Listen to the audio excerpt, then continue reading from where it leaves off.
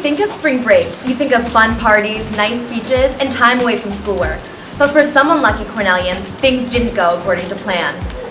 Within an hour of checking into my hotel at Puerto Vallarta, I went to go check out the scenery at the beach when a very heavily intoxicated spring breaker accidentally knocked me off a 10-foot retention wall, sending me down to a bunch of rocks on the beach.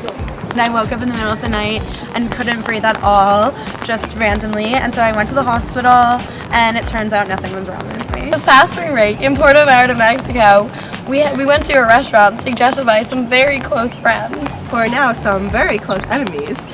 And we all experienced a terrible case of food poisoning. I stayed in Ithaca. So it was our first night out in spring break out in Colombia. We went to a club. We were having a good time. Eventually, two of our friends go missing. Not knowing what to do, called the U.S. Embassy. We spoke no Spanish, so he informed us not that our friends would be okay. He informed us that kidnappings are common in Colombia. Eventually, we had to wait for the sun to rise to go out to find our friends. We went to their apartment, and they were just passed out on their couch, thankfully. At least it will make for a fun story someday. We hope that your spring break went smoother than these. For Slope Media, I'm Caroline Giles, and welcome back to Ithaca.